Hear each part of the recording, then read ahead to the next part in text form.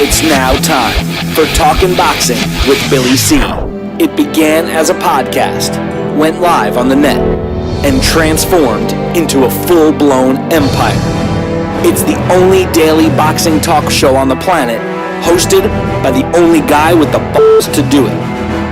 Many have stepped into the ring. Many have tried to take the belt.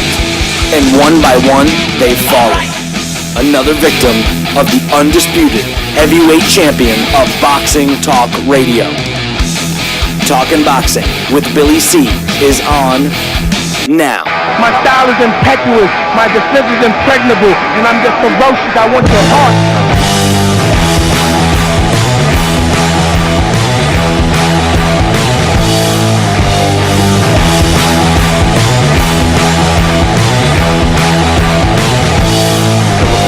Live from the Billy C Studios in Lake George, New York. I'm Bill Calogero, and it's time for the Billy C Show.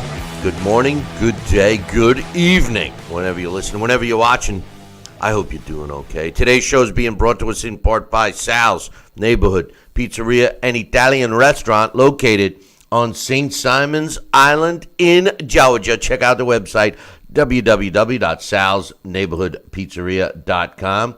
Or give my man a call, 912-268-2328, 912-268-2328. Find out why I go all the way to St. Simon's to get an authentic Italian meal. And speaking of St. Simon's, join us for our next Billy C boxing event. We're calling it our holiday party after the holidays. No. I mean, let's make it easy. Let's call it our after the holiday party. Yeah, that's it. Our after the holiday party is taking place January 19th. It's a Friday night at the Sea Palms Resort in St. Simon's. And here's the deal. You will be part of our live audience as Sal and myself record not one, not two, not three, but 4 more episodes of our Billy C Boxing Revisited, and you're going to get to watch 4 classic fights. There's going to be food for you. There'll be a cash bar. You get to rub elbows with some former world champions. All that stuff is happening, so make your plans right now. And where would you rather be in the middle of January than beautiful St. Simon's Island? Bring your family. There's a pool, there's golf, there's everything. I feel like a tourist guy, trying to sell tourism. But the truth of the matter is be there, or be square. Really, join us. If you need some information, just email me, Billy at talkinboxing, talkinboxing.com, or just go to cpalms.com. We want to see you there. Today's show is also being brought to you in part by my book, Tom Molyneux, From Bondage, The Baddest Man on the Planet, is available right now where all good books are sold. You can get a copy of this right now while you're watching or listening to the show. All you got to do is go to barnesandnoble.com or amazon.com. Now, if you're looking to get a signed copy by yours truly, then just go to our website. Hey, you want them for Christmas? Today's your last day. Today's Tuesday. It's your last day. I can guarantee to get it anywhere in the United States by Christmas. But you got to place your order today. And the quickest way to do that is email me, Billy at talkinboxing, talkinboxing.com. And by the way, since it's Christmas, I'll be giving you special pricing on that as well. Before we get started with today's show, a bit of sad news that I want to express our condolences. Everyone that's involved with the Billy C Boxing family want to express our condolences, our thoughts and prayers going out to a personal friend of mine, a very important piece of this show. You guys know him as a Boxing Hall of Famer and the New Jersey Boxing Commissioner. Larry Hazard. Condolences, thoughts, and prayers go out to Larry and his family on the loss of his beautiful wife, Patricia. We found out officially yesterday, but during the night, the night before, so it would be Sunday night, she passed. So our thoughts and prayers and condolences goes out to my man Larry Hazard. a loss that I know that he's having a hard time with, and we will keep you posted on Larry. He's a tough guy. I'm sure he's going to rebound, but anytime you have a loss as close as Larry just did, it takes time, and unfortunately for Larry, the holidays are here, and it makes it even harder. So thoughts, prayers, condolences go out to my man Larry Hazard on the loss of his wife Patricia. Coming up a little bit later, Dax Khan is scheduled to join us to give his thoughts on the fights from the weekend. A lot of talk still going on about Billy Joe Saunders and his performance against David Lemieux. A lot of David Lemieux fans are stuck on the poor performance from David Lemieux. But I think that Billy Joe Saunders deserves the accolades for a fantastic performance. But, it's the old half full, half empty situation here. I got some emails to read and stuff like that. But, the main thing on my mind, I can't help but think of some of the comments that have been made from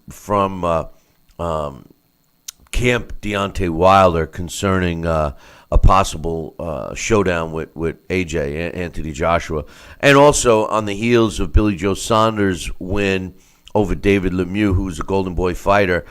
Now there's some rumblings that Billy Joe Saunders will get a fast track to Canelo, and Canelo once again avoiding or ducking the Triple G rematch. My question is, are the fights going to happen in 2018, or are we going to be dicked around and have them marinate, which they don't need? Joining me right now from St. Simon's to get his thoughts is my man Sal Rocky Cenicola. Sal, are they going to dick us around here? Are we going to get these two fights in 2018, or what? Or are we going to get one and not the other? I mean, what's your thoughts? Well, those would be two beautiful fights set up right on a platter, ready to go. And the Anthony Joshua, Deontay Wilder heavyweight championship, and also the Triple G and Canelo Alvarez. I mean, those are two main fights that were so big to talk about towards the end of this year. One happening, which we did have the Triple G and Canelo Alvarez. Still think Triple G won. And these fights should take place without any incident, without any trouble. And now we're going to see how they want to try to put a little jam in the gears here and sidestep or do something else. I'd be very, very disappointed because 2017, as we said, Bill, all along, has been such a great reboot year for boxing. And we saw some of the best fighting the best, and it just lays the table out for some great fights to bloom and blossom and rematches for 2018. So we'll keep the direction and a path right in front of us where our eyes could see, and the fighters will give the fight fans what they want, and the managers will do their job, and the promoters will do their job, and all will be great in Boxingville. But that's how we want to write the story. But we'll see what happens. Now, these fights should be first and foremost signed, sealed, and now delivered. It's typical for the sport of boxing, Sal, at least in the last couple of decades, to take 2 steps forward and 3 steps back. And I agree with you 100% about this year, 2017, remarkable year for the sport. And, we would hope and pray that it'll just pick up the ball, so to speak, and keep running. But there's a good chance that these 2 big fights, which everyone wants to see, are put off. Now, don't get me wrong. I think that, Billy Joe Saunders and Canelo is a good matchup. But, I want to see the rematch between Canelo and Triple G, or I'd rather see Triple G against Billy Joe Saunders, as you alluded to yesterday. I don't understand where Canelo fits in. I don't really buy into that he's the biggest name in boxing as they try to promote him. I don't see that anymore. I see the biggest name in boxing right now is Anthony Joshua, and that's another fight. Deontay Wilder demanding 50%. What do you think?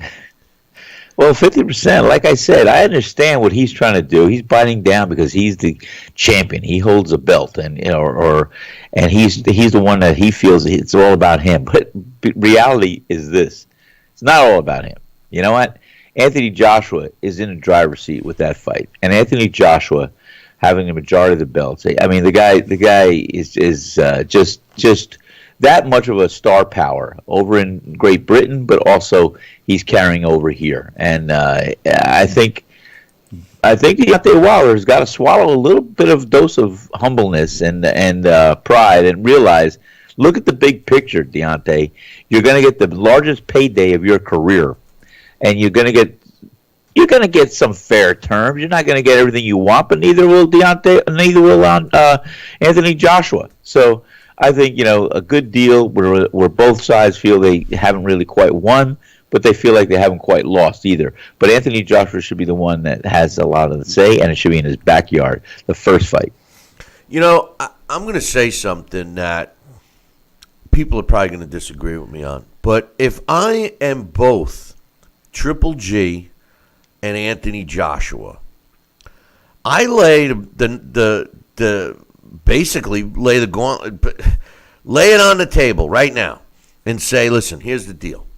If we don't preliminarily get a contract in place to fight, and in Joshua Wilder's case, they could have a stipulation, okay, assuming we both win our next fights, it seems very close that Anthony Joshua will be fighting Joseph Parker early 2018. That fight is just about to be announced. So and we all know that Deontay Wilder is working on a fight with Luis Ortiz. So I mean, those two guys could potentially get a contract in place. If then else type of a thing. If they both win, then we could do a matchup.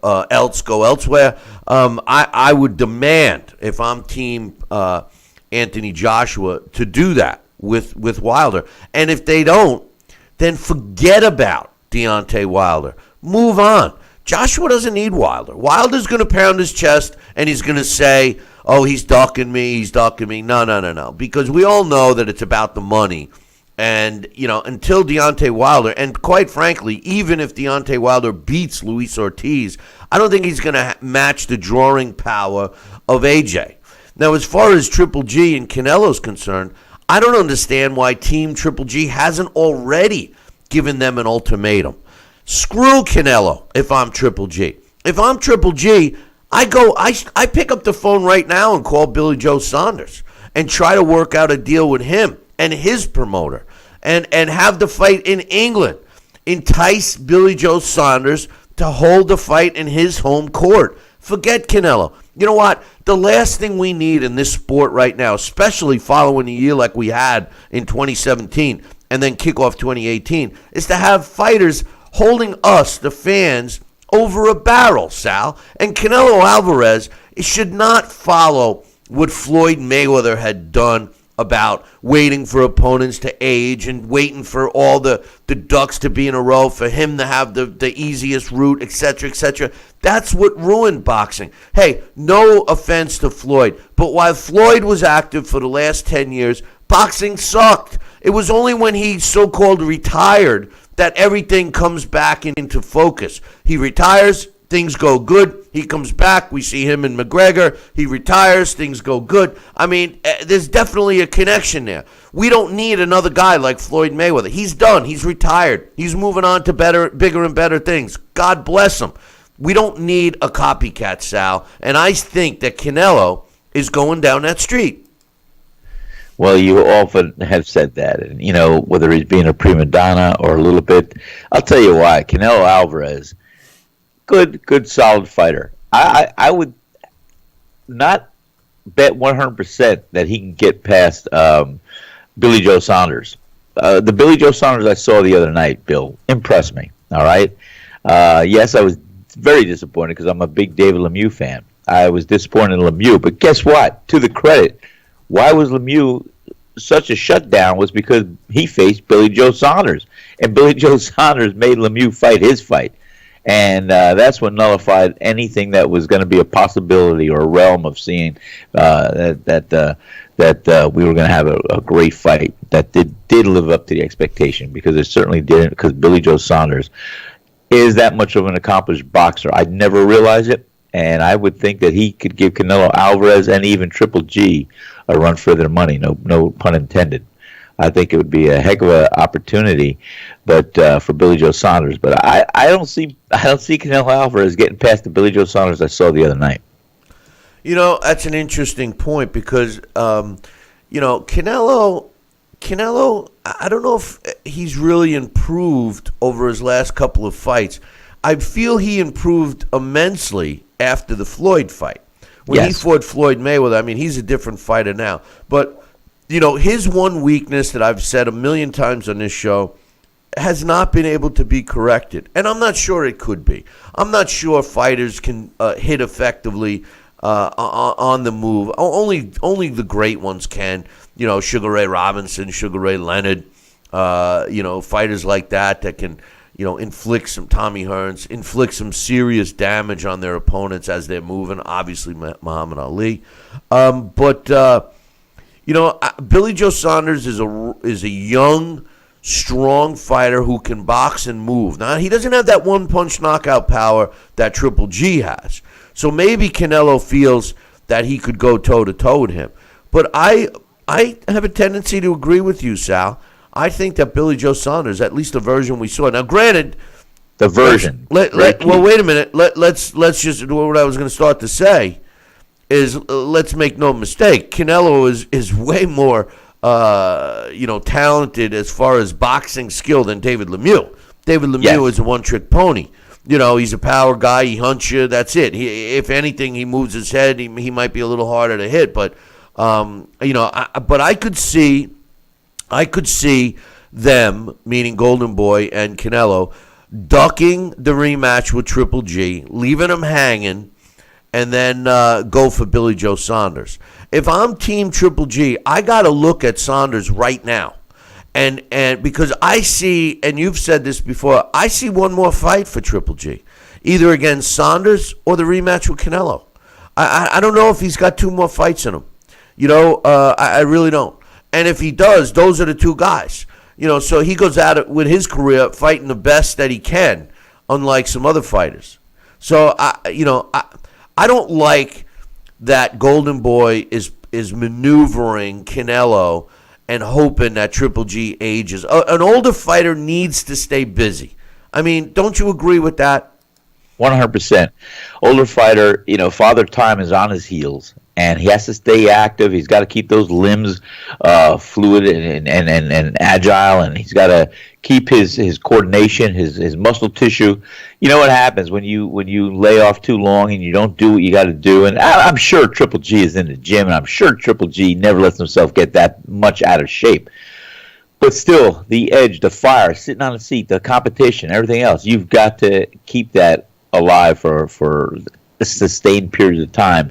And, the drought periods in between are what could make it stale, make the joints weaken, the connective tissue to your ligaments and tendons. All these things start to dissipate with their strength and the atrophy, that sets in. So, no, he's got to stay active. He's got to stay active. He's got to keep those muscles in good shape, and he's got to also keep his mind and his mentality and his desire, his heart focused and like a sharpening a blade. And so, when you have the six months of dulling the blade and then having to resharpen it again, it's hard. When you do it every 3 to 4 months, then you can be back in the saddle and feel you're back in your territory, your comfort zone.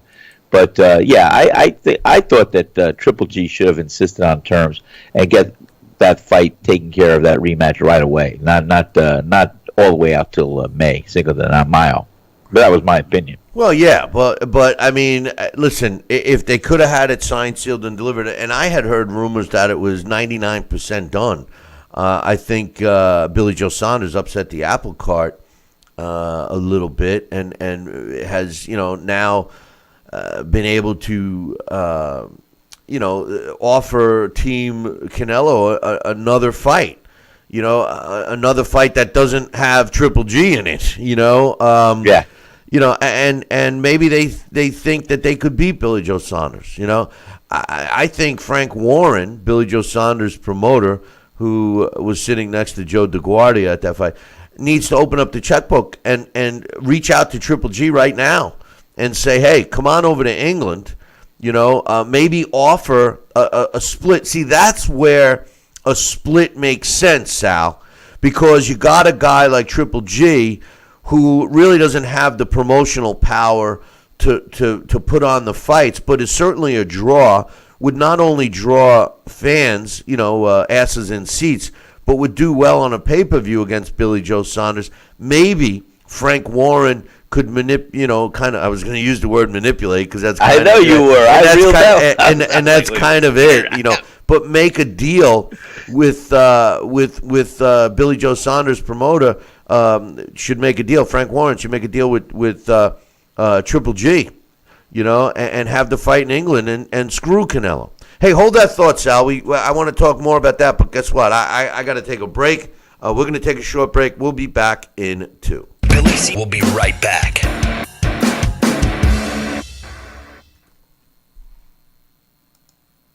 Broken air conditioning, $4,400. Failing refrigerator, $2,500. Don't let outrageous repair and replacement bills like these bust your budget. Get the First American Home Warranty Plan. And when a covered appliance or system breaks, we'll repair it or replace it for you. We had a high-end dishwasher go kaput. They put in a brand new dishwasher. We have plans that cover air conditioning, most appliances, plus heating, plumbing, electrical systems, and much more. Plans start as low as $25 a month. Why let a major appliance or system breakdown bust your budget or go through the hassle of finding trustworthy service people? Last year alone, we saved our customers over $120 million. Don't wait until something breaks and you're stuck with a huge bill. You save a lot of money. It's absolutely worth it. If you don't have First American Warranty, get it. Call 1-800-946-6234 for your free no-obligation quote. This is important news for women using birth control medications and devices. If you or a loved one have been diagnosed with a pseudotumor after using one of these birth control drugs or devices, you may be eligible for a cash award and medical expenses. Contact the law firm of Davis & Crump right now if you or a loved one have used one of these birth control medications or devices and were diagnosed with a pseudotumor to see if you are eligible for a cash award and medical expenses. Call now. Operators are standing by. Listen to this important message. If you owe money to the IRS, you will want to hear this. Penalties and interest compound daily on your back taxes, putting you under a mountain of debt. Tax 10,000 has years of experience connecting people with tax resolution specialists. Working through the IRS Fresh Start program, they will handle all the necessary forms, and if you qualify, you may end up saving thousands of dollars. Call Tax 10,000 at 800-773-4604. Are you currently on Medicare? In other words, do you carry the red, white, and blue Medicare card? If so, are you suffering from chronic back pain? If you answered yes, you may be eligible for a pain-relieving back brace covered by Medicare at little to no cost, shipped directly to your home for free. These medical-grade back braces are ideal for lower back pain, arthritis, spinal disorders, and other chronic back problems. Will you qualify for a medical-grade back brace? Call Back Brace America at 1-800-290-8300.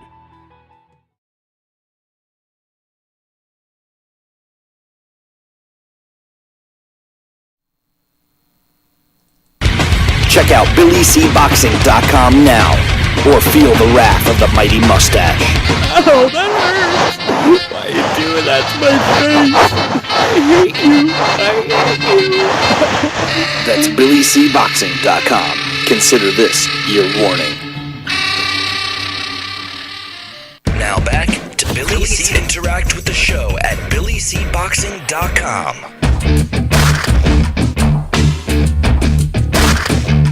And we're back. You're listening and watching the Billy C Show. Don't forget to join us January 19th. We're doing our next Billy C boxing event. It'll be taking place at the Sea Palms Resort. So come on down, be part of our live audience. We'll have some food for you and a cash bar. So make your reservations out. Go to cpalms.com for the number and all that info. Mention Billy C. You want to be there for the event. Now, if you need more info, just drop me an email, billy@talkinboxing, TALKINBOXING.com. Sal, before we went to break, I just think that they're waiting too long. I mean, what was your thoughts?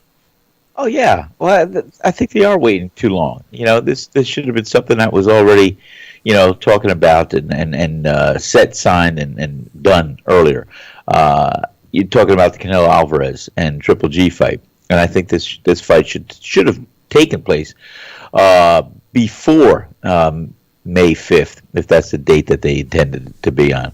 I think it should be probably in the first quarter of the year. I'd like to see it in February or March. That's it. That's the latest, But what about? But what about having Frank Warren, who's Billy Joe Saunders' promoter, reach out to Triple G and try to put together a unification fight between Triple G and Billy Joe Saunders in England, and offer Triple G a 50-50 split on all of the revenues that come in, all of the profit that comes in, considering they would have, pay-per-views here in the States, they would have pay-per-view in England, and I'm sure that they can have it in a huge venue where, they can have 50, 60,000 people in attendance. I mean, that's the only way financially I think he could lure Triple G in there. And then I think that would send a powerful message to Canelo and Golden Boy to stop effing around. Listen, the good fighters fight the big fights. I mean, it's that simple. Right. Why do we have to regress back into the Floyd Mayweather mindset of cherry picking and making the most money for the least challenging fights? I mean, that's what screws up the sport of boxing. I get it. It's better for the fighter. I get it. It's better for them. But don't we, as the fans who pay the purses, basically deserve the better fights? And don't the historical aspect, the forefathers, if you will, of the sport of boxing and the price that they paid, don't they deserve anything? I mean, to me, this is where a 50-50 split makes financial sense. Well, I agree with you on that level. I think you're right, and it should be. But it's the game of boxing. It's not always on the up where it should be. I mean, you got people that negotiate deals and do deals and shake hands, and it's never all of what it should be or could be. You finagle, you sidestep, you do this, you do that, you make things happen with different concessions in mind, and finally you get around, you sign the contracts, and even those are subject to modifications as you get along closer to a fight date. So, it is what it is. But I'll tell you what, Bill, I'm going to say this because I would see and easily say that the Billy Joe Saunders that I saw the other night, I think he would give Canelo Alvarez all that he could bargain for. And I would even have to say Triple G is going to be at his premium, and he's got to be at his best. Because the Billy Joe Saunders I saw the other night was not the Billy Joe Saunders I saw fight Chris Eubank Jr. or Willie Monroe. Well, no, I mean, Billy Joe Saunders, had the fight of his career Saturday night. Yeah, he did. I mean, he did. He rose to the occasion, like we say. Yeah. And he did. So I would like to see Canelo Alvarez and Triple G have that rematch before too long. I don't want to see anything interrupting that. That's the fight I want to see. And yes, a little selfish, and let it be known, I want to see Triple G convincingly beat Canelo Alvarez because I thought he did win that fight, the first fight. So then I think if Triple G has another fight in him, then unify, get all the belts with Billy Joe Saunders. And that would be a heck of a way to just retire then, if he can, undefeated, and walk away and let everybody else let the cards fall. Yeah, well, that would be the storybook writing. It's not going to happen like that. And I think now that Billy Joe Saunders did such a exhibition, such a great performance, I think he is in that mix. And I think there is going to be some shuffling of the papers and rumblings, and you see what's going to happen before May 5th with that trio of fighters right there. Well, I mean, Billy Joe Saunders clearly punched his ticket into the mix, and let's not forget Danny Jacobs. I mean, we could make an argument, like I was saying in the chat room. You could make a good argument that the two top middleweights aren't Triple G and Canelo. They could very well be Billy Joe Saunders and Danny Jacobs. I mean, when you look at the full skill set. I mean, listen, let's face it. Triple G is aging. And although I don't think there's a better ring general in the sport of boxing in the last 25 years as Triple G, I mean, there just isn't. And I challenge someone to show me someone that controls his opponent better than Triple G. But we also can say that Triple G has clearly slowed down a step. He hasn't looked good in his last several fights, although his fight with Canelo, and I agree with you, he won that fight. He was robbed. And I say that because it was a close fight, but I do believe it should have been clearly a victory for him. But, when you take a look at Danny Jacobs and Billy Joe Saunders, two big heavyweights. Middleweights. Middleweight. They're huge. But here's the thing. They both can move. They're both fleet of foot. So, I wouldn't be surprised if both Triple G and Canelo. I mean, let me ask you this. If you're Canelo, would you rather fight? I mean, let's be real. If they're trying to avoid Triple G, I mean, would you want to avoid Triple G more than Billy Joe Saunders? I mean, based on Billy Joe Saunders' performance the other night, the only advantage that Canelo has over Billy Joe Saunders is that Billy Joe Saunders doesn't have as much punching power as Triple G. But I think that Canelo is going to benefit from the rematch more than Triple G. I don't know. If I'm Canelo, I'm not so sure I want to race into the ring against Billy Joe Saunders. What do you think? No, exactly what I was trying to get across. I think Billy Joe Saunders is going to be the kryptonite for a couple fighters out there. It's not going to be a walk in the park by no means. And again, Triple G and Canelo Alvarez, here's guys that they got on the dance floor in the past. They are familiar with each other. Each one of those fighters are going to capitalize and try to offset and look at those fights, the fight they had with each other prior to the rematch. And they're going to say, hey, well, I'm going to do this differently, or I could do this more effectively, and I'm going to have to capitalize on what was working for me that night. And that's what they do. That's what you do when you have a fighter that you're going to go back in the ring with. You learn from the prior fight that you had with them, and you do things that are going to be something that you will be making a statement or more effectively, convincingly trying to beat a guy. So I think they're familiar with each other. And I'll tell you what, right now, Canelo Alvarez, I will always say this and see this. He's good. He's solid. He's a great fighter. I don't think he's got that multi-dimensional kind of ability, like you said, to punch while you move and do other things. And that's why I'm saying styles make fights. The Billy Joe Saunders I saw the other night is a style that I don't think Canelo Alvarez could really best. I really don't think he could. I think the style I saw the other night from Billy Joe Saunders would definitely, if he carries that same style, same fight into the ring with Canelo Alvarez, he's going to move around Canelo Alvarez, hit him, and let me tell you something. I think that southpaw style and that jab, that trip hammer, and those combinations, that in, that out, on a slower Canelo Alvarez, I think would be trouble and spell trouble for Canelo Alvarez. That's my thought right there. Well, I agree with the fact that, to be honest with you, Canelo he's not a ring general. He doesn't cut the ring off. I mean, yeah, he doesn't cut the ring off as effectively as like Triple G. Do it better than David Lemieux. To tell you the truth, I think Billy Joe Saunders would probably rather fight Canelo than Triple G. I think Triple G, the thing we don't know is, what kind of beard Billy Joe Saunders has, because David Lemieux didn't test it. He didn't land anything flush. And we know that David Lemieux has the punching power, but he didn't land anything flush. That's for sure. No. So, I mean, I don't know.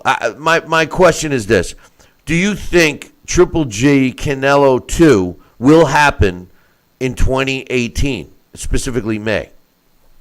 Yes, I do. Because right now, this is the whole fallout from a great performance. And that we just saw with David Lemieux and Billy Joe Saunders. This is the residual. This is the fallout. This is the after the fight. The rumors, the talk, the wishes, the stimulated words they're going to be creating. Like I said, remember what I said. The media no longer really reports the news. They help stimulate and create it. So this is why we're talking about this thing, the disruption of the apple cart, if you will, and everything else. So the bottom line is, I think in my heart of hearts, the rematch between Canelo Alvarez and Triple G will take place in 2018. And I think, right now we're talking all about the fluff, but I think they're going to have to deliver the stuff. And that fight should definitely be right in front of us. And if it doesn't happen sooner, it's going to happen by May 5th. I feel that. Well, I agree. I hope that it happens. So we're going to take a short break. When we come back, the question really now is going to be simply this. Is Anthony Joshua, Deontay Wilder going to take place in 2018? Hold that thought. We'll be back in 2. Billy C will be right back. Snacking has never been this exciting. At Graze.com, we combine wholesome ingredients with the flavors we all love to create over 100 exciting snacks. Like these. We'd love to send you a Graze sampler box for free. Just go to Graze.com, enter the code ENJOY36, and we'll mail your free box to your home or office. Join thousands of Grazers already in love with our exciting snacks. So come to Graze.com for your first box free. Broken air conditioning, $4,400. Failing refrigerator, $2,500. Don't let outrageous repair and replacement bills like these bust your budget. Get the First American Home Warranty Plan. And when a covered appliance or system breaks, we'll repair it or replace it for you. We had a high-end dishwasher go kaput. They put it in a brand new dishwasher. We have plans that cover air conditioning, most appliances, plus heating, plumbing, electrical systems, and much more. Plans start as low as $25 a month. Why let a major appliance or system break down, bust your budget, or go through the hassle of finding trustworthy service people? Last year alone, we saved our customers over $120 million. Don't wait until something breaks and you're stuck with a huge bill. You save a lot of money. It's absolutely worth it. If you don't have First American Warranty, get it. Call 1-800-946-6234 for your free no-obligation quote. This is important news for people who had a hip replacement and then had to have additional surgery as the result of a faulty hip implant, or were diagnosed with high levels of metal in the blood, known as metallosis. You may have a right to a cash award and medical expenses. If you have been diagnosed with high levels of metal in your blood or have required more surgery because of hip implant failure, call the law offices of Davis & Crump right now. Our first consultation is free, and we don't get paid unless you get paid. Call now. Operators are standing by. Are you currently on Medicare? In other words, do you carry the red, white, and blue Medicare card? If so, are you suffering from chronic back pain? If you answered yes, you may be eligible for a pain-relieving back brace covered by Medicare at little to no cost, shipped directly to your home for free. These medical-grade back braces are ideal for lower back pain, arthritis, spinal disorders, and other chronic back problems. Will you qualify for a medical-grade back brace? Call Back Brace America at 1-800-290-8300.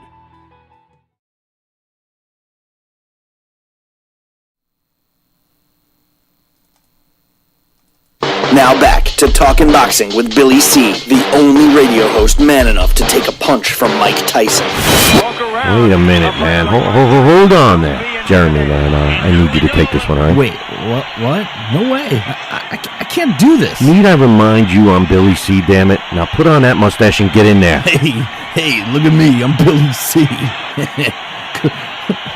Crap.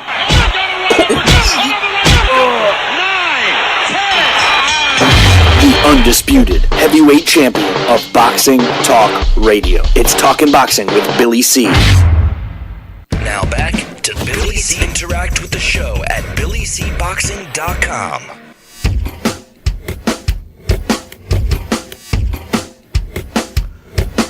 And we're back. You're watching and listening to to the Billy C Show. Glad you could be with us today. Don't forget to be with us on January 19th down in beautiful St. Simon's Island in Georgia at the Sea Palms Resort.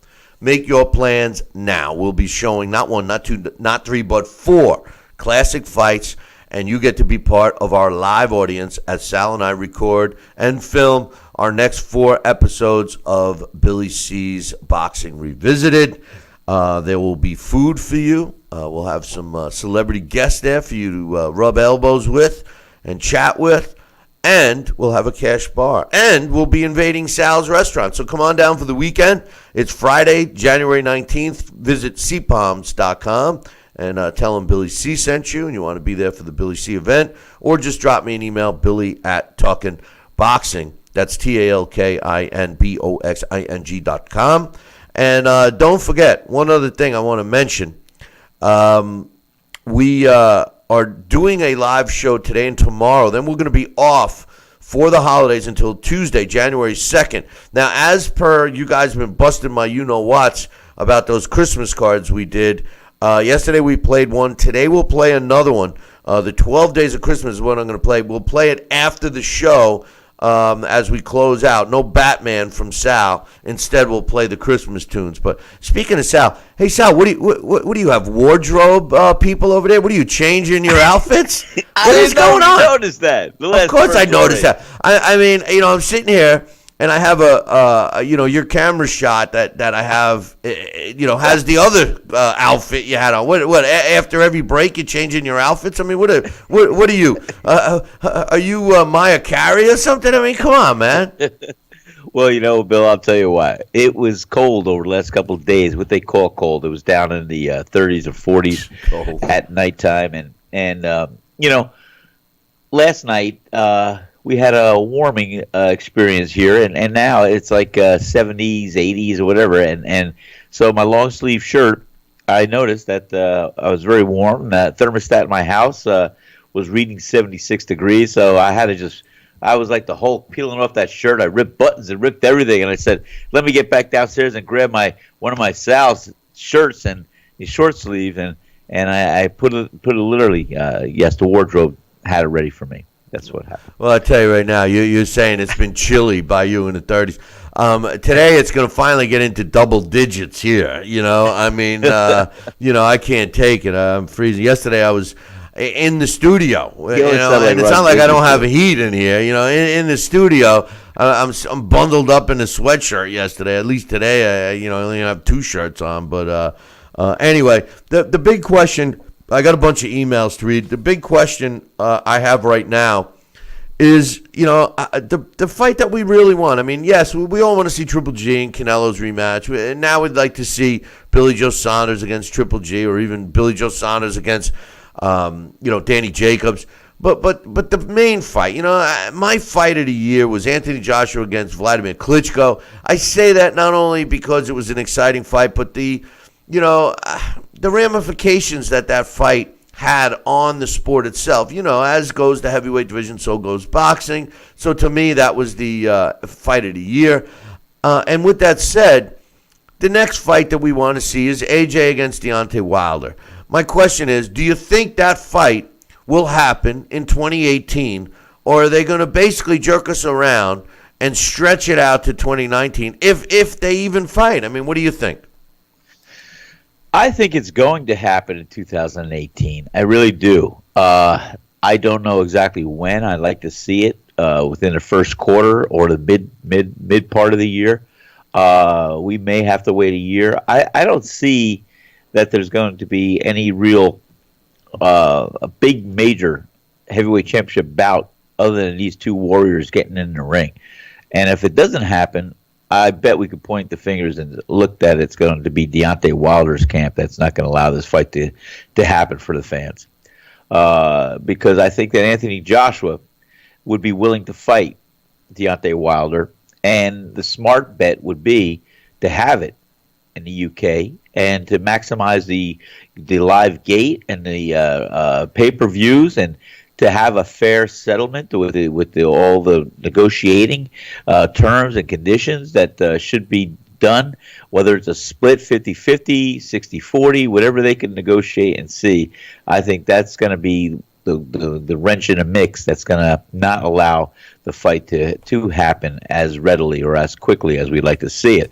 And I think that will be the Deontay Wilder's camp, feeling that they deserve 50% or more of the gate and everything else. And so that's the only wrench in the mix that I could see happening. Yeah, well, I still think that Deontay Wilder, his team is trying to protect him because they know that he's going to be exposed. He doesn't have one name on his resume that he could really use as a backup to show that he is the best, like he claims, pounding his chest. I wouldn't mind. Listen, Luis Ortiz, that fight should have been made a couple of years ago. Ortiz clearly didn't look himself. He looked slow, looked old. I don't think Deontay's going to have trouble with him, but at least there'll be a name on his resume, and I will give him credit if he blows him out. A guy I'd kind of like to see him fight is Dominic Breazeale, to be honest with you, Sal. Well, I think Dominic Breazeale, although I think he'll be dangerous, I think he'll have his moments. I'll tell you what, Bill, and I know you don't always agree with me on this, but whether you like him or not, I think Deontay Wilder is going to be a tough guy for a lot of these guys to beat. I think if we see Deontay Wilder rise to the occasion, be at his best, I don't think Dominic Breazeale is going to get past Deontay Wilder, and I don't think that Ortiz is going to get past Deontay Wilder. And so I think if those fights do occur, Deontay Wilder will look better, will look good, and will defeat both of those guys pretty handily. That's my opinion. Well, it just sounded like I do. No. Come on. Let's hear a butt. No. But I just if and I have all this snow on the roof, and it just slid off, and it sounded like a truck just ran through my building here. But make sure that didn't go out and check. Well, we'll see. Unless a bird flew through the window again. They eat these. They eat the seeds. No, they eat these berries. Yeah, the truth of the matter is I think the it makes birds. them high.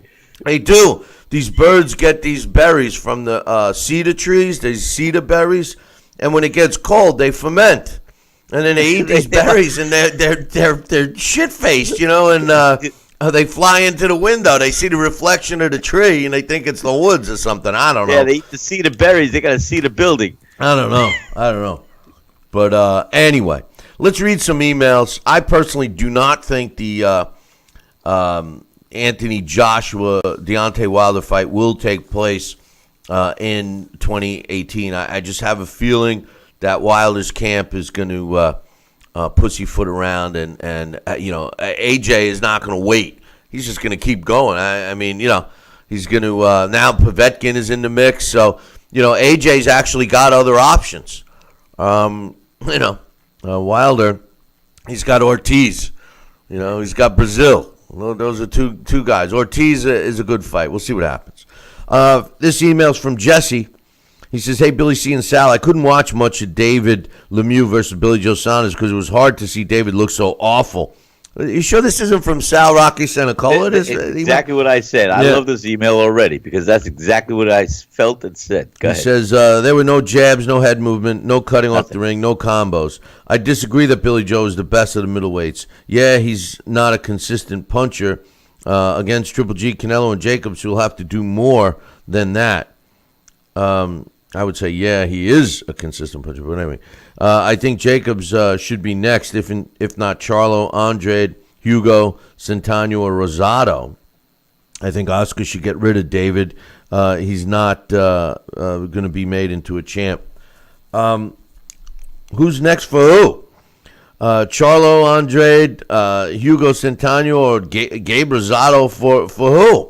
For Billy Joe Saunders? I mean, those guys need to fight each other. They don't deserve a fast track to any of the names. No. Listen, the top four middleweights right now, whether you want to agree with it or not, in order, is Triple G, Billy Joe Saunders, Canelo Alvarez, and Daniel Jacobs. And you can make the argument that Danny Jacobs is higher than number 4. Those are the top 4 middleweights. I mean, do you see anything different than that, Sal? No, you just said it right on the table. That's a round table right there. They could all have the same meal, and boy, I'll tell you what, the action and the fights between any one of those 4 fighters would be stellar for us to see. And you can make different fights and different setups between those 4 opponents, and we'll be drooling and happy to see those fights. His next comments: good win for Ulysses Jr. He should face Antonio Orozco, Ismael Barroso, Felix Diaz, Josh Taylor, or Yigit next. He certainly looked good against an opponent that is just a one-dimensional guy in Selden. So he says, I disagree. Mikey Garcia facing Lipinets because it should be a successful win from Garcia. Lipinets is not experienced. Are you surprised his team and Lipinets took the fight? But I do see it as him proving he's a champ. Anything can happen, though. Excuse me. I think it's the other way around. I think that Lipinets took the fight with Mikey Garcia because he could make more money. I mean, Garcia's in the driver's seat. The title doesn't mean anything. Lipinets has the title, but it means nothing. Lipinets wasn't going to make as much money fighting anyone else as he will Garcia. It's all about the money, Jess. He says, good win for John Molina, but him jumping to wanting to face the winner of Rios Garcia is not good. He just loses versus those guys. I need to see more, maybe against Catterall, Rancis Barthélemy, or Indongo. I'd like to see him fight Indongo, to be honest with you. He says, I read Bivol versus Barrera and Kovalev versus McLaughlin. I don't get the Kovalev fight. Bivol is in a tough fight. Hopefully they don't rush him like Fernando Vargas, but Bivol is a champ, so he must fight other top guys. I think they're trying to avoid. I think Bivol is making Kovalev nervous. I think Team Kovalev is avoiding Bivol at all costs. I do agree that it seems like they're rushing him a bit. At times I believe he's a bit overrated. I haven't seen much from him in his short career, but he does seem that he's got some pop. I don't know. I can't make a comment on that, but Barrera against him would be a good test, at least for us to see what we really got with Dimitri Bivol. He says, what's your thoughts on Joe Fournier? Well, he was 8-0. His last fight was over a year ago, and he was supposed to be suspended until 2020 due to a failed drug test.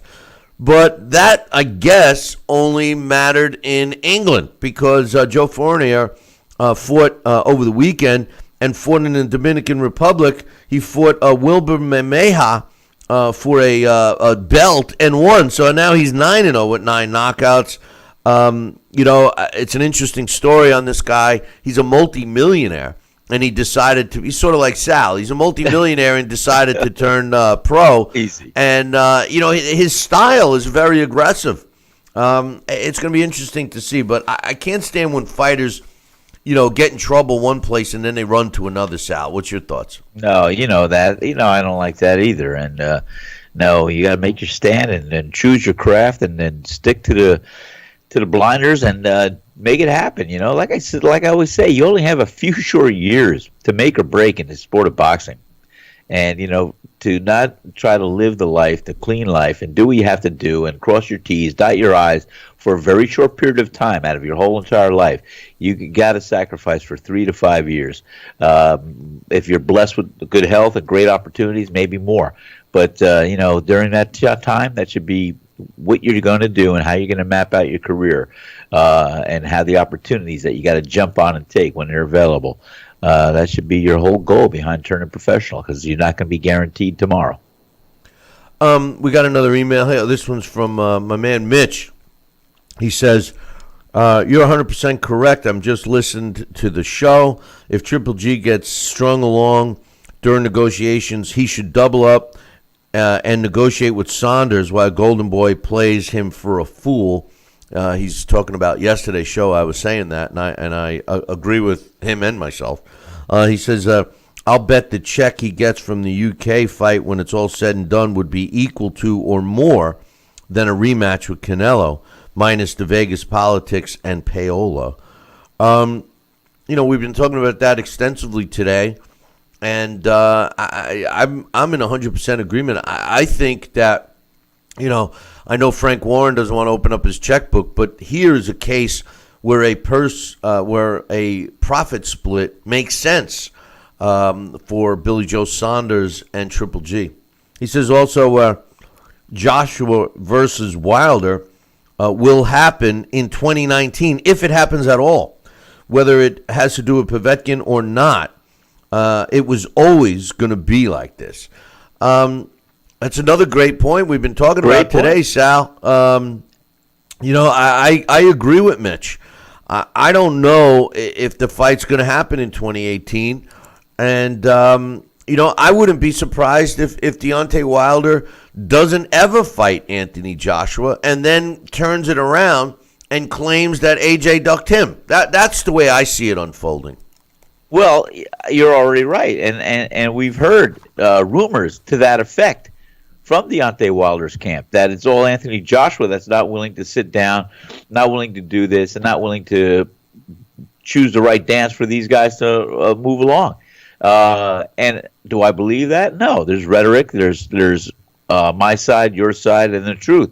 And I think a lot of it has to do with the Deontay Wilder side of what they're willing to accept and negotiate, and not just Anthony Joshua. Because I think Anthony Joshua's side and their camp, they know that Deontay Wilder needs them more than than Anthony Joshua needs Deontay Wilder. Well, that's obvious, I think. Well, it is, and that's what I'm saying. I think they should be standing some ground and, make it sweet enough for Deontay Wilder. But in the end, what you're going to hear from Deontay Wilder's camp is that Anthony Joshua does not want to sit down and negotiate and do things, and they're going to blame it that it's Anthony Joshua putting off the fight, not because he doesn't want to fight Deontay Wilder, but because of the terms and things that are going to be available that Anthony Joshua deservingly could maybe call more of the shots than Deontay Wilder. The funny thing is Deontay Wilder's never made $2 million yet. Well, that is the funny thing. He hasn't made. Here's a version of a heavyweight champion not even making $2 million. What does that say about your star power, pal? Well, what I'm saying is Anthony Joshua can fight me and you back to back and make $20 million in England. What does he need Deontay Wilder for? And if Deontay Wilder, people don't even know him in Brooklyn, where he claims it's his second home. People don't even know who he is. How do you demand a 50-50 split? That's just like saying, hey, I'll fight Deontay Wilder right now, and then demand $1 billion, and they're not going to fight. So it's like me saying, well, he's backing away. He's scared of me. He doesn't want to fight me. No, he doesn't want to pay $1 billion to fight me. That's the whole part of the story. He doesn't listen. I think $7 million and the U.S. television rights, which was an offer that they turned down. I thought that he should have scapped that up, and even if he loses, he becomes a multi-million-dollar fighter every time out. You see, this is where he's stupid, and he's listening to con men. The guys that are in Deontay Wilder's ears are con men. They got him thinking that he's going to make this big boatload of money in one shot. And $7 million plus U.S. TV rights is a boatload of money. But the more important part of that is he's in a win-win situation. Because not only does he become the undisputed world champ should he win, but even in a loss, the guy's pay rises drastically. He'll never fight for less than $2 million again, ever, even if he loses. That's the part of the business that, these guys don't understand. Deontay doesn't understand. All his people around him, they understand. They're taking advantage of him, Sal. Well, they sure are. And, Deontay Wilder should be pleased.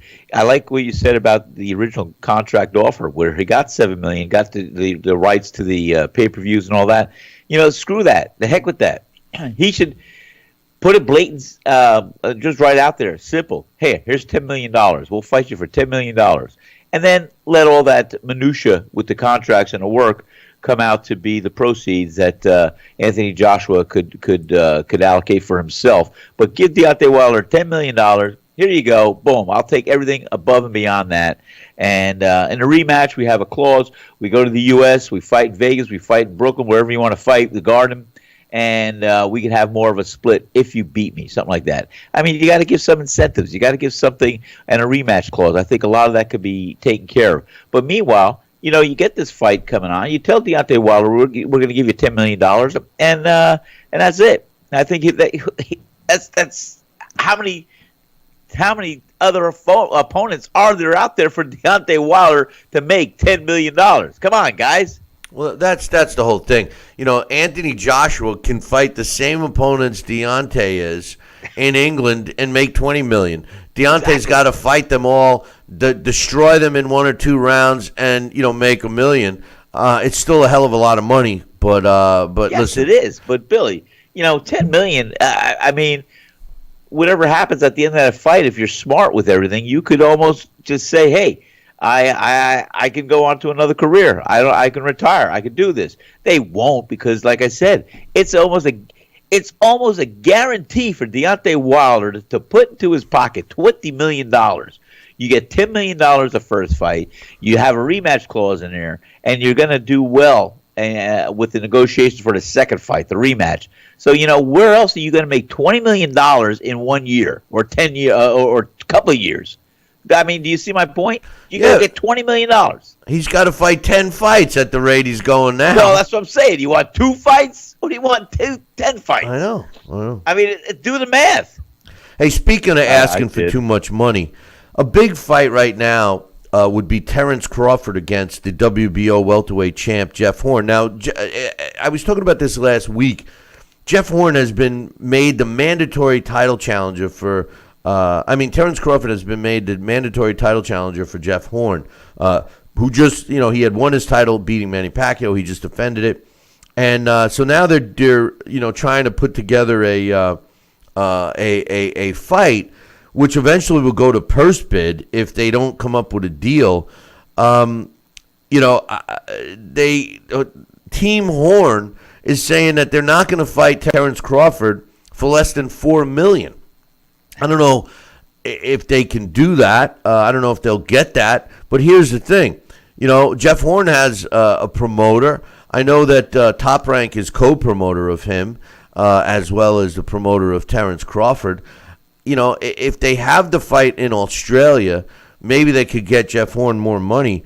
But, I think somebody better whisper into Team Horn's ear, Sal, and tell him that when you get a mandatory that's ordered by the sanctioning body, you either come up with a deal or it goes to purse bid.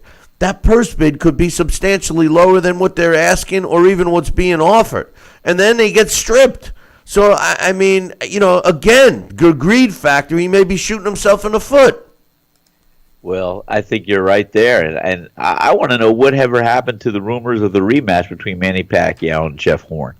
But I think Jeff Horn, although he rose to the occasion, and I saw how everyone could think that he beat Manny Pacquiao that night, and he did land some good shots.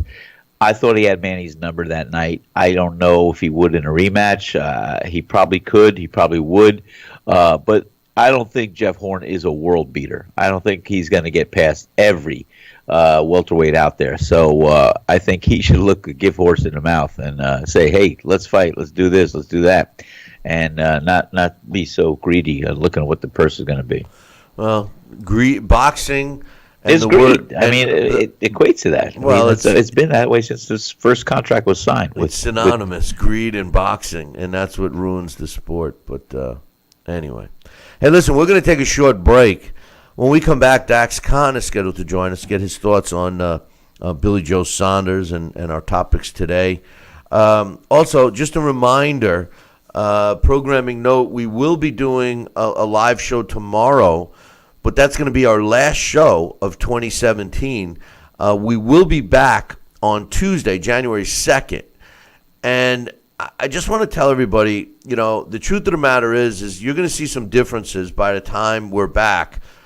Specifically, some of our simulcasts, like the Facebook option that people have, the camera feed will be better. We got several new segments we're going to be unveiling in 2018. So it's not like we've been sitting on our butts doing nothing. We are expanding the show, and it just keeps getting better and better.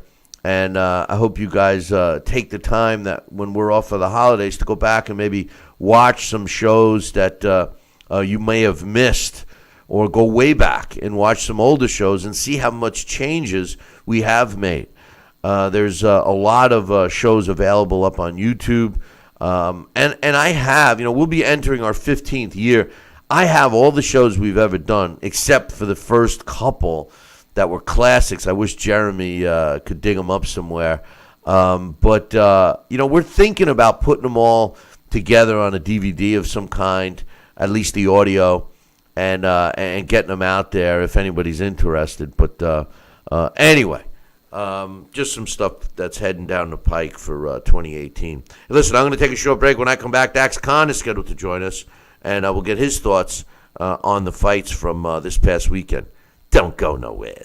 Billy C will be right back. Part of the Billy C Boxing Network. Listen to this important message. If you owe money to the IRS, you will want to hear this. Penalties and interest compound daily on your back taxes, putting you under a mountain of debt. Tax 10,000 has years of experience connecting people with tax resolution specialists. Working through the IRS Fresh Start program, they will handle all the necessary forms, and if you qualify, you may end up saving thousands of dollars.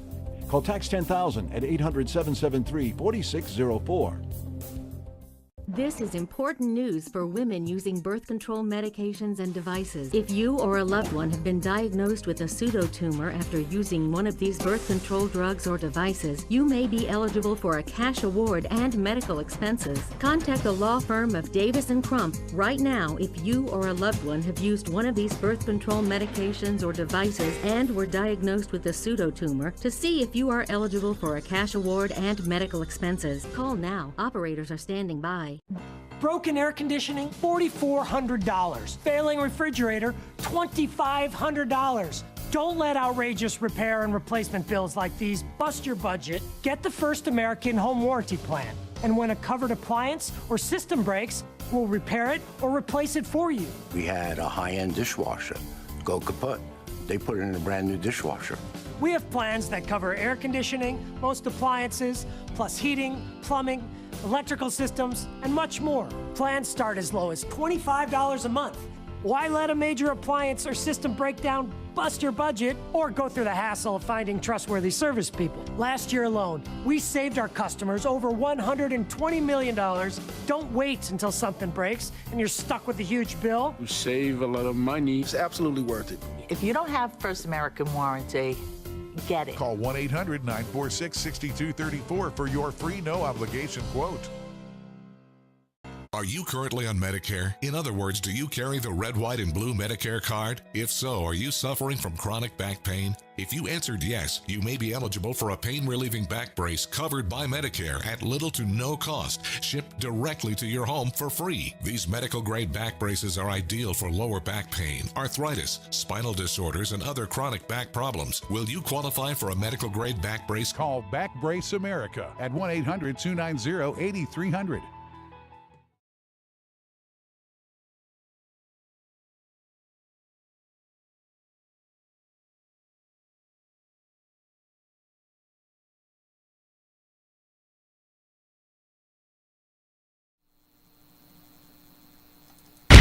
Check out BillyCBoxing.com now, or feel the wrath of the mighty mustache.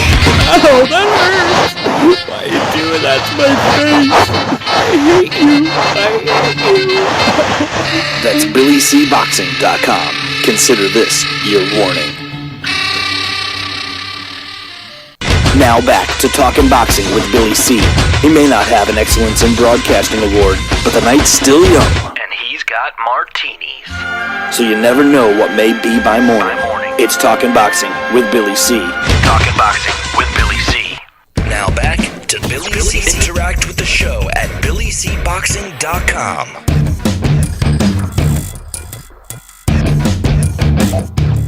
And we're back. You're watching and listening to the Billy C. Show. Glad you could be with us. Don't forget to be with us on January 19th down in St. Simon's Island in Georgia.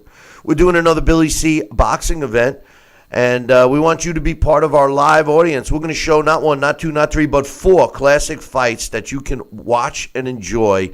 We'll be giving you some food. There'll be a cash bar available, some celebs to rub elbows with, and all the while having a grand old time. Bring the wife, bring the kids, bring all your cousins and brunkles and whoever, and enjoy yourself with Sal and myself. Just go to cpoms.com. Tell them you're coming for the Billy C event on January 19th, or just drop me an email, billy@talkinboxing. That's TALKINBOXING.com, and I'll give you the info. Don't forget about my book. Hey, you want the book for Christmas, you better order it today. Otherwise, you may not get it in time for the fat guy in the red suit dropping down your chimney. Joining us right now, all the way from, well, he's in New York, is my man Dax Khan. What's up, Dax? How you doing? I'm doing okay. How you doing? How you doing? I had to throw in the doing part since you're saying bronco. I figure you're living in the sticks a little too long, Bill. No, that's, sometimes in some of these small towns, Dax, you could be your own father. Hey, wait a minute. Hey, maybe we better move on. Hey, Dax. Billy Joe, I'm curious to see if you're going to agree with us, but Billy Joe Saunders, I thought looked phenomenal on Saturday night. Now, granted, David Lemieux, I mean, you could say he just looked terrible, but it was up to David Lemieux to make Billy Joe, in my opinion, it was up to David Lemieux to make Billy Joe Saunders do what David Lemieux wanted. Instead, Billy Joe Saunders did what he wanted. What was your thoughts on the fight? Billy Joe Saunders is a guy, you like him, you don't like him. I was a big Billy Joe Saunders fan before the Eubank fight. I would actually liked Saunders over Eubank because of Saunders' style. At that point in time, Eubank was the more brash and cocky one, and Billy Joe Saunders was more low-key. But that seemed to kind of change around. But, like him, don't like him, you can't deny he can fight. He's the complete package. I won't go as far as HBO and compare him to Muhammad Ali, which HBO, of course, they always have to go overboard. But, he showed fluid footwork. He boxed beautifully. He boxed behind the jab. And, yes, he totally shut David Lemieux down. You have to give him credit. He's 100%, maybe even 200% improved since the Andy Lee fight. This was the best I've ever seen Billy Joe Saunders look. I thought the chance for Lemieux in this fight was going to be come out there and catch Billy Joe Saunders early before Saunders was able to get on his bike and use that ring, because we know David Lemieux was not exactly fleet of foot, and David Lemieux has that history of gassing out late, but he was never even able to get into the fight. I won't say that Billy Joe Saunders is going to beat Triple G. I'm not going to say he's going to lose to Triple G either. But, right now, against Triple G or against Canelo, Billy Joe Saunders is even money and maybe even a little bit favored, considering Triple G's last couple performances. Lemieux, Marty Mulcahy brought up something on social media that made me think a second. David Lemieux's only 28 years old, and Marty says it seems like he's been around forever. And it does. Has David Lemieux reached his potential? More than likely. Is he on the downside? I don't know. Was David Lemieux ever really that good other than a big puncher? We don't know. Is the best behind him? As for Saunders, to me, from here on out, he's more or less like a Joe Calzaghe or my all-time favorite, Lennox Lewis, where in the beginning of their careers, you really didn't like them, but as they went on and they proved themselves time again and got better as the opposition level rose, you became to really appreciate what they have, and the little things like the arrogance, sometimes the bragging, you learn to put that aside and appreciate them as a fighter. So let's see what happens is next for Billy Joe Saunders. What I don't like, and I'm not going to do, and what seems to be the trend in boxing, after we see a great performance like this, all of a sudden you're declared the next greatest thing. All of a sudden, Billy Joe Saunders is the modern-day Carlos Monzon, Marvin Hagler, Sugar Ray Leonard, all in one. But we'll see what happens. In boxing, what's good today can always be changed with one punch next week. But one of the beauties about boxing, Bill, Sal, is we get to sit back and watch a fighter's career unfold. And right now, because of the trend Billy Joe Saunders is on and how he's improving, it's going to be very interesting to see where Billy Joe Saunders goes from here. Good point. I tell you, I like what you said when you said getting better, because I think, sometimes it takes the right dance partner to elevate a fighter. Well, what is this, synchronized coffee drinking with you two? Jesus, they both take a sip. Oh, go, Billy C's talking. Let's take a sip of coffee. Let's throw down an egg sandwich. Maybe Sal's going to change his outfit against Dax. I don't know, but one thing that definitely happened in the fight on Saturday was that David Lemieux. Now I happen to have a connection with David Lemieux's early career. And you're hit it on the head. He's only in his late 20s. But he was hand-fed so many easy fights. He became a legend in his own mind. And I think that was pretty much apparent in the corner. He didn't listen to his corner, Dax, at all. His corner kept telling him, cut off the ring, work the body. He didn't do it. And, he could have contributed to making Billy Joe Saunders look as good as he did. And conversely, Billy Joe Saunders did listen to his corner. He did follow directions. I think that's important, that a fighter listened to his corner. Did you notice that during the fight? Yes, they were. They were telling Lemieux, punch anywhere, but punch towards the body, the chest. Focus on there, because we know in boxing, at least if you punch towards the center of the chest, it doesn't matter where where you're hit. At least you're going to hit. You're going to hit something. You're going to get something accomplished, and hopefully during that time, you'll be able to figure out a rhythm. Maybe you'll be able to figure out the other guy's timing. But at least you're hitting something, and you're not swinging for air. And David Lemieux, he just started headhunting, and you have to contribute that to being frustrated from what Billy Joe Saunders was doing. So again, that's something that is a plus in Billy Joe Saunders' favor. He's able to go and take a guy and frustrate him. A guy who's a former world champion, whether or not his skill set is complete, he's still a guy who has fought the upper echelon, and Billy Joe Saunders made him look totally ordinary. And that shows that Billy Joe Saunders is just evolving as a fighter. Well, I think that it'll be interesting to see if he does fight a Triple G. It'll be interesting to see, because where David Lemieux failed miserably on Saturday with his inability to cut the ring off, we know Triple G will do that. Now, whether Triple G can pull the trigger anymore the way he used to, that's yet to be seen. But I think that Billy Joe Saunders, like you said, has elevated his standing, so to speak. And like we were talking about earlier on the show, Dax, forget about Triple G and Canelo. I'd love to see him take on Daniel Jacobs. I think that would be a really good fight, putting two big middleweights against each other, both guys with hand speed and great footwork.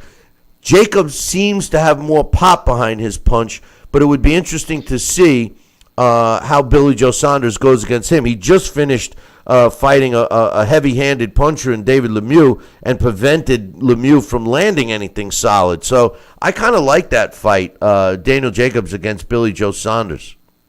And you know something?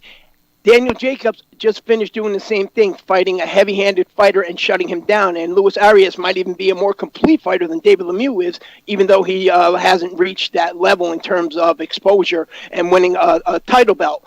So it would absolutely be a good fight. And again, see, that's exactly what I was referring to on how in boxing, all of a sudden one win and solid performance, people are pushing other guys to the side. Because 2 weeks ago, if you would have asked the same question, who is the second best middleweight, or at worst the third best middleweight in the world right now, and I guarantee Daniel Jacobs' name would have came out of 95% of the people that you spoke to. But now, because after this, all of a sudden Daniel Jacobs is the forgotten guy. That's how boxing is, and that's why I stress, it only takes one punch in the sport, and all of a sudden things are forgotten. So right now, this win makes the middleweight division so very interesting, because we got four guys there that are all very good, and really each guy has a certain quality about him that's capable of beating the other guy, and none of those matches or would be mismatched, and none of those you could actually sit there and say to yourself, I definitely think this guy is going to win. In fact, you'd be able to find more reasons why one guy would beat the other than you can find for one guy to lose to the other. No, I agree 100%. Those four middleweights have just really upped the ante in the middleweight division. And speaking of middleweight, Sal, before you take a sip, I want to ask you a question. Coach just shook my memory a little bit. And, you've been talking pretty highly of Billy Joe Saunders, right? I mean, Dax has given him some great reviews. I gave him some great reviews. And you think he's a pretty good fighter, right? I think he's a pretty good fighter. I don't like him. We're not asking you personally. But I respect him and I appreciate his style. And I think he's a very talented fighter, more so than I ever thought. And you agree with Dax and myself that clearly he's in the top 4 middleweights in the world today, right? Yeah, what he showed me the other night, yes, I will put him in the top 4 what I saw. Like I said, you're only as good as your last fight. Well, if that was his performance that I saw, tell you what, I think he belongs in that mix right now, the top 4, top 5 middleweights. Hey, Dax, correct me if I'm wrong, but wasn't Sal one of the guys that were making fun of poor Billy Joe Saunders about needing 18 months to prepare for Triple G? Yes, I did. I admit it. And I was too. You know, Billy Joe Saunders, really, again, and that's why I stress, we can't, jump on. We have to just put it into the moment and take what we've seen on Saturday and say, this is what we have, and he's definitely one of the 4 best. But, prior to then, again, a lot of people were just sitting there saying, you know what, his 2 best wins were a majority decision and a split decision. He kind of got a little bit of a nod where he shouldn't have, so... let's just see what happened and appreciate it. That's the beauty of the sport. Appreciate what's going on at the moment, and let's see what's happened. Let's not overly build up something. Give a guy credit. Don't give him too much credit. And that's what we have right here. And we have 4 fighters right there. It doesn't matter who matches up against who. They're all very good matchups. It actually, one of those things where you would say if they were a little bit younger, you'd like to see a little mini tournament between them. Hey, Dax, I'm sure you on Saturday night, I'm sure you were feeling a little, there was a little voice in your head going, I told them so. I told everyone so. And, of course, I'm referring to the Hebrew Hammer getting just totally outclassed in that fight. After his last fight, people were putting him up on a pedestal, and he finally meets a guy that had some movement. And Ulysses Jr. is no world beater. I mean, he looked great against Seldon. And remember, Steve Claggett, who's been on this show, and I'm not knocking Steve Claggett at all, but he's the one who beat Ulysses Jr. What was your thoughts on that fight? Well, first of all, he didn't really beat Ulysses Jr. He got the decision from over Ulysses Jr. He didn't beat him. He was just the guy that they felt was a little bit more marketable, so to speak. But Ulysses, you have to take him seriously. He's shown several times now that, you put your guy in there, your prospect in there against him, and he's going to be the spoiler, except he also has those abilities to take it to that next level. His skill set is beyond prospect level. We've seen this against Zachary Ochoa earlier in the year. He's definitely a complete fighter. He has the footwork. He can jab. He knows how to work off the ropes. As far as Seldon goes, I like Cletus Seldon, don't get me wrong, but again, that's where I talk about how people go overboard. Seldon, he's a guy who does great at the Paramount. He does great in Long Island. He does great to bring in those local fans. We stress all the time how boxing needs more club shows. It used to be the backbone of the sport, and a guy like Seldon draws people into those club shows. His promoter, using recycled opponents that Chris Algieri beat 3, 4, and 5 years ago. That's not good. That's not how you're going to make a fighter better. If their idea was to ever make Cletus Seldon better, his promoter and his team have done him no favors, not only by using these same recycled opponents, but they've never seemed to fix any flaws. There was a time in that fight where it was so one-sided. I actually felt bad for Seldon. It was just so one-sided, and Ulysses was dominating him so much. It was sad to see. I actually think that Ulysses could have gotten a knockout if he wanted to. I don't know why his corner was saying things that they were about you're not making the fans happy. I don't know why that referee had actually stopped the fight and asked him, what do you want to fight? Ulysses was boxing beautifully, and Cletus Seldon was just, overmatched. Don't blame Ulysses. This was his big chance on a major card in his home country, and he was putting on a show. He wasn't running. He was boxing beautifully. Seldon, my opinion from here on out, go back to the Paramount. Be a big fish in a small pond. There's nothing wrong with that. Boxing needs more of those. It's when you oversell a guy and they fail so miserably like this, that's how all of a sudden a fighter becomes, that's how fans get so angry. That's how a fighter becomes a hype job and so on, because they were never that good in the first place. But one thing you have to say, and even though it's a cliche, Seldon, he has a huge heart. The guy never stopped punching. He never stopped going for it. He even up to that final bell, he was hoping that one big punch. Unlike a lot of big names over the last 2 years who have quit on their stool when they were not taking the beating that Cletus Selden was, and they had a whole lot more to lose than Cletus Selden did by going in there and taking a beating. So, Cletus Selden, he's a fighter at heart, but you know something? He's a local fighter. Nothing wrong with that. And every now and then, something? He does good where he is. Cletus Selden can get put on the undercard of a big event. He can make himself a little bit of a payday, and he can keep himself, revolving. I like the kid. I like the big fish in a little pond scenario, and I agree with you. We need more of that. One thing I wanted to ask real quick was a point that you just made. And I thought the referee did the right thing. And Sal, I'm wondering if you thought so as well. When they both, what was happening was Ulysses wanted exactly what Selden was doing, coming at him so he could pick him off as he came in and utilize his hand speed and his punching accuracy. I get it. And he didn't want to fall into the brawl. But then, on the other hand, Selden listened to his corner, even though they were the worst. Pete Brodsky was awful in that fight. Didn't tell the kid anything. But the Selden's problem is he's been listening to them since the start of his career. Right. Well, but the issue that I'm talking about is that he finally wasn't going to chase him around because he didn't even have the ability to cut the ring off, and he waited. He was like, "Okay, you come to me," and Ulysses didn't bite for that. The referee said, "Are you guys going to fight or not?" I thought that was the right thing. Somebody has to make the move. When do you make the move? I mean, who was at fault there, Sal? Well, it's like Duran and Leonard too. Duran was frustrated because Sugar Ray was doing everything he could to bewilder him and hit him, run, move, and Duran just threw up his hands and no mas. We all know what that resulted in. And I think Selden was trying to not emulate, but just say, "Hey, I'm here. Where are you going? Come and see me." I don't think it was really with the same result or same effect, but I understand what was going on, and the referee stepping in saying, "Hey, guys, what are you doing? This is a show. Are you going to fight or what?" I have no problem with the referee doing that.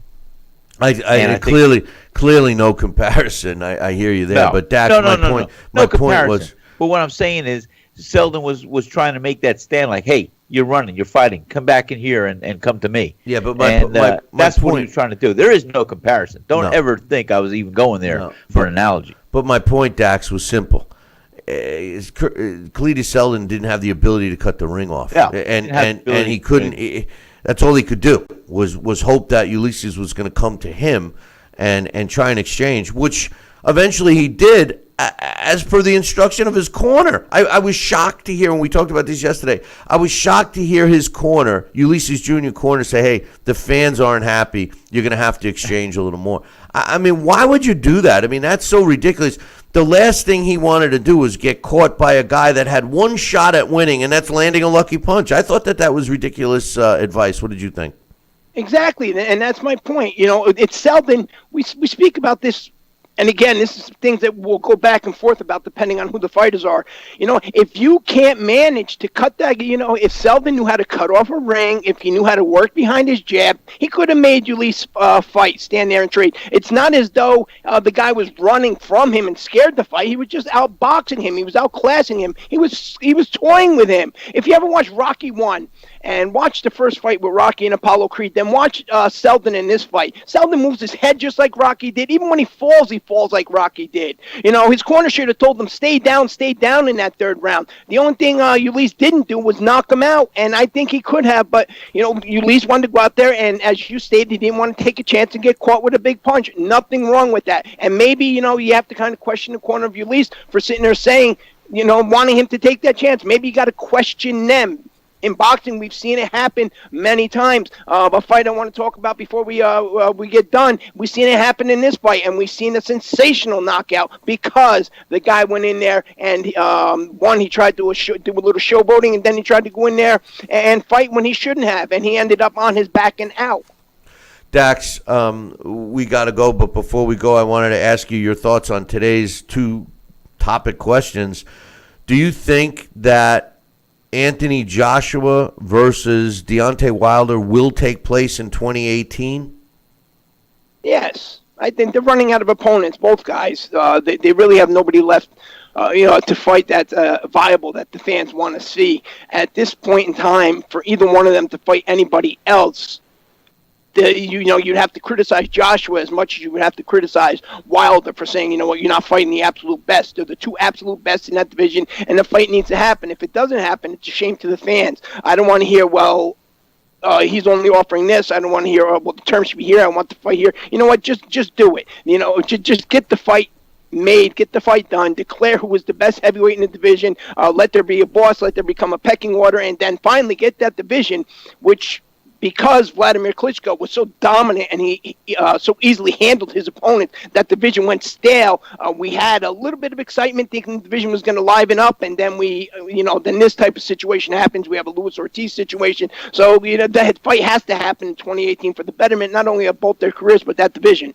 Speaking of, do you remember, today, 2 years ago today, you speak about Luis Ortiz earlier, we were sitting there watching Luis Ortiz knock out Brian Jennings, and we were saying to ourselves, you know what, I think this guy might be the number one fellow in division in 2 years from now. And like I said, look how much boxing changes in just a fight or two. Well, it's unfortunate that he aged 2 more years before he's getting that shot. That was, you know what, Dax? That was arguably his best performance.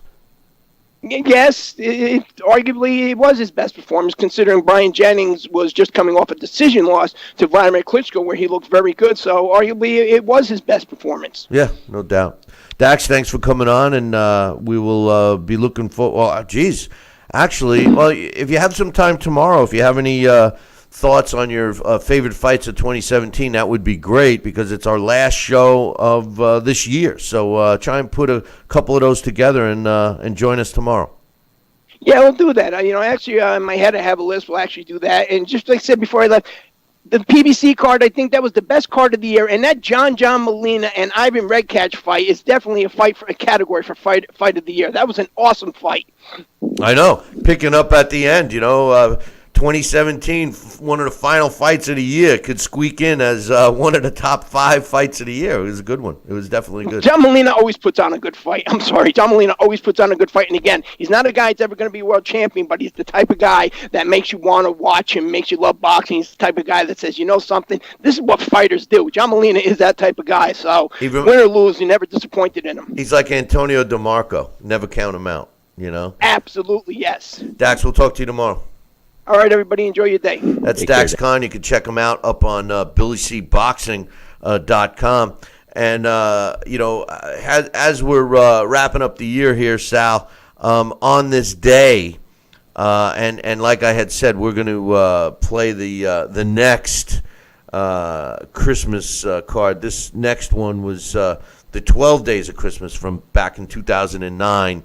But first, on this day in boxing history, December 19th, in 1981, Dwight Braxton knocks out Matthew Saad Muhammad in the 10th round to win the WBC light heavyweight title, and that took place in Atlantic City, New Jersey. On this day in 1995, Shinji Takahara wins a 12-round decision over Jorge Castro to win the WBA world middleweight title. It took place in Japan. On this day in 1941, and remember this name, especially for tomorrow, and you'll see what I mean, but Sammy Angot wins a 15-round decision over Lou Jenkins to unify the world lightweight title, and that took place at Madison Square Garden in New York City. And on this day in 1924, Cannonball Martin, what a great boxing name that is, right, Sal? Cannonball Martin wins a 15-round decision over Abe Goldstein to win the world bantamweight title, and that also took place at the Garden in New York City.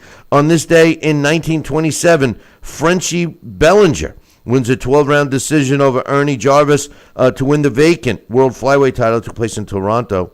On this day in 1990, Ronaldo Pascua knocks out Chiquita Gonzalez in the 6th round to win the WBC junior flyweight title, and that took place in California. And on this day, December 19th, in 1913, one of my favorite all-time fighters and one of the best ever, Jack Johnson, retained his world heavyweight title after fighting to a 10-round draw with battling Jim Johnson. It was the Battle of the Johnsons. Yeah, you can call me Johnson. You can call me Ray. You can call in Paris, France, on this day in 1913. Hey, man, that concludes our show for today. Don't forget, we are doing a live show tomorrow, but that'll be the last show of the year. So, Sal, I'm going to leave everybody. We'll do our normal thing. You're not put it down. You're not doing the Batman thing, because we're going to play our Christmas tune just to keep all the masses quiet. But hey, boys and girls, ladies and gentlemen, and childrens of all ages, make sure you tune in tomorrow morning. Same bat time, same bat channel. Until then, I'm going to leave you with this. Well, it's that time of year again. It's Christmas. And last year we had some fun giving you the Talkin' Boxing with Billy C's version of 'Twas the Night Before Christmas. And thanks to my good friend Mark Muller, he told me I should do a new one every single year. So thanks, Mark, for giving me more work to do. But we decided to come up with another one, and I did. And what I'm going to do right now is the Talkin' Boxing with Billy C's version of the 12 Days of Christmas. On the first day of Christmas, my true love gave to me my very own subscription to Talkin' Boxing with Billy C. On the second day of Christmas, my true love gave to me 2 boxing gloves and my very own subscription to Talkin' Boxing with Billy C. On the third day of Christmas, my true love gave to me 3 competent judges, 2 boxing gloves, and my very own subscription to Talkin' Boxing with Billy C. On the fourth day of Christmas, my true love gave to me 4 ringside seats, 3 competent judges, 2 boxing gloves, and my very own subscription to Talkin' Boxing with Billy C. On the 5th day of Christmas, my true love gave to me 5 solid gold boxing glove chains, 4 ringside seats, 3 competent judges, 2 boxing gloves, and my very own subscription to Talkin' Boxing with Billy C. On the 6th day of Christmas, my true love gave to me 6 sexy ring-cut girls, 5 solid gold boxing glove chains, 4 ringside seats, 3 competent judges, 2 boxing gloves, and my very own subscription to Talkin' Boxing with Billy C. On the 7th day of Christmas, my true love gave to me 7th Southpaws swinging, 6 sexy ring-cut girls, 5 solid gold boxing glove chains, 4 ringside seats, 3 competent judges, 2 boxing gloves, and my very own subscription to Talkin' Boxing with Billy C. On the 8th day of Christmas, my true love gave to me 8 one-punch knockouts, 7th Southpaws swinging, 6 sexy ring-cut girls, 5 solid gold boxing glove chains, 4 ringside seats, 3 competent judges, 2 boxing gloves, and my very own subscription to Talkin' Boxing with Billy C. On the 9th day of Christmas, my true love gave to me 9 ice-cold scotches, 8 one-punch knockouts, 7 Southpaws swinging, 6 sexy ring-cut girls, 5 solid gold boxing glove chains, 4 ringside seats, 3 competent judges, 2 boxing gloves, and my very own subscription to Talkin' Boxing with Billy C. On the 10th day of Christmas, my true love gave to me 10 promoters who actually promote, 9 ice-cold scotches, 8 one-punch knockouts, 7 Southpaws swinging, 6 sexy ring-cut girls, 5 solid gold boxing glove chains, 4 ringside seats, 3 competent judges, 2 boxing gloves, and my very own subscription to Talkin' Boxing with Billy C. On the 11th day of Christmas, my true love gave to me 11 fighters who'll fight anybody, 10 promoters who actually promote, 9 ice-cold scotches, 8 one-punch knockouts, 7 Southpaws swinging, 6 sexy ring-cut girls, 5 solid gold boxing glove chains, 4 ringside seats, 3 competent judges, 2 boxing gloves, and my very own subscription to Talkin' Boxing with Billy C. On the 12th day of Christmas, my true love gave to me 12 more major affiliates, 11 fighters who fight anybody, 10 promoters who actually promote, 9 ice-cold scotches, 8 one-punch knockouts, 7 southpaw swinging, 6 sexy ring card girls, 5 solid gold boxing glove change, 4 ringside seats, 3 competent judges, 2 boxing gloves, and my very own subscription to Talking Boxing with Billy C.